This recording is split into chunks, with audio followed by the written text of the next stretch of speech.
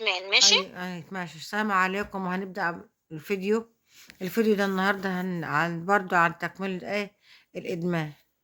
هيبقى كده برضو فيديو كل هيبقى كده فيديو يعني عشان هو موضوع طويل شوية يعني. معانا الدكتورة ملاك، السلام عليكم ورحمة أمراض الله نفسية وعصبية. وبركاته. النهاردة خلينا نكمل فيديو الإدمان. أولا نكمل باقي أعراض الإدمان اللي احنا ما كملناش الفيديو اللي فات. من أعراض الإدمان برضو قلة التركيز.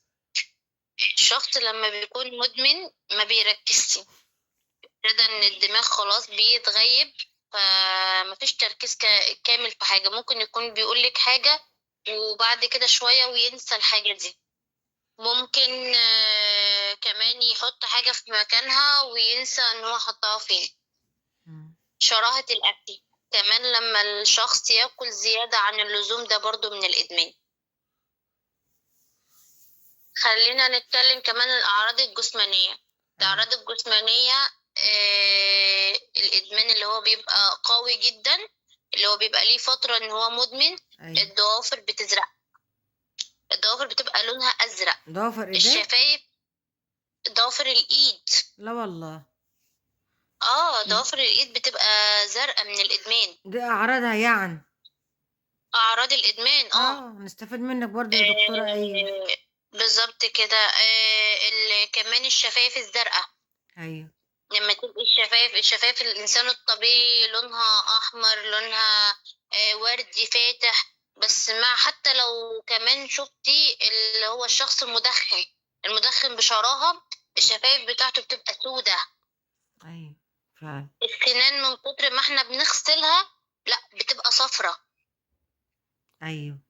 تبتدي ان هي خلاص تتاكل مع نسبة التدخين او نسبة الادمان. أيوة. فده كله الصداع اللي هو ممكن يجيله وقت ما خلاص هو مش عارف ياخد الحاجة دي، او مفعولها ابتدى يطلع من الجسم، مم. عايز جرعة تانية، فيبتدي ان هو صداع، رعشة في الجسم، تنميل. كله ده من اعراض الادمان. كل أيوة. ده من أعراض اللي هو أنا مش الترجيع الزيادة عن اللزوم. أيوة. أيوة. أيوة. ربنا يكفينا شر يا رب. فده آمين يا رب العالمين. فده كلها دي من أعراض الإدمان. كل ده من أعراض الحاجات المخدرة. أيوة. طيب خلينا بس الأول نتكلم معاهم بهدوء. مم. الشخص اللي هو مدمن ده خلاص هو وقع، سواء بقى صحبة سوء، سواء برضو في كمية أهل.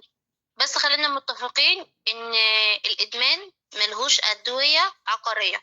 مم. يعني أيا كان المدمن ده بيتعالج نفسيا قبل جسديا. بندي نسبة أدوية، بس الأدوية اللي ما فيهاش ضد الاكتئاب، أو الأدوية في دكاترة كمان بيعالجوا الإدمان بأدوية أصلا هي ممكن تبقى إدمان. مم.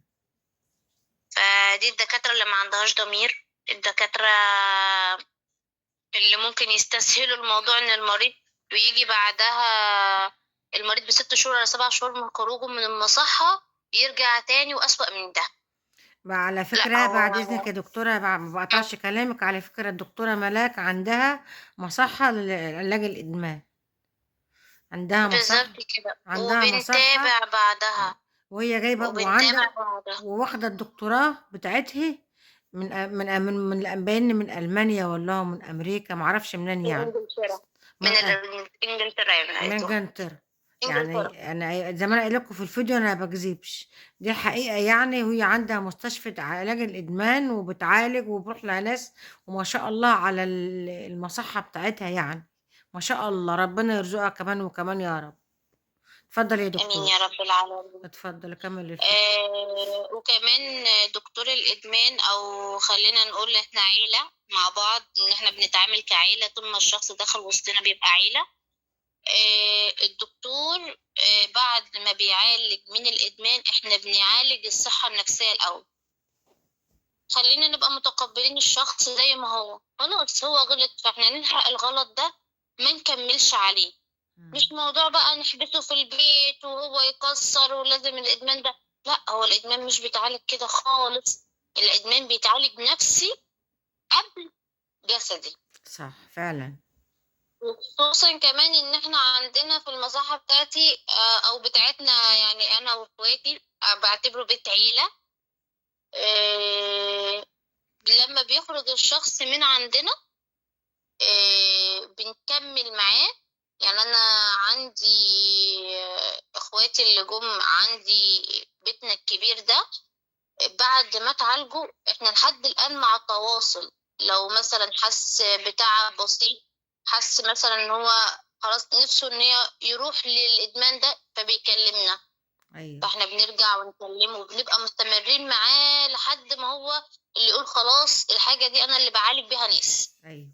ده بقى الفيديو ده بقى، ما هنشوفكم في فيديو اخر بقى نكمل، هيبقى سلسلة برضو، سلسلة فيديوهات. هنشوفكم في فيديو اخر ان شاء الله. ويا ريت الفيديوهات تكون عجباكم، وتقولوا لنا رأيكم حلوة ولا لا، ونستمر ولا لا. ونشوفكم في فيديو اخر ان شاء الله. مع السلامة.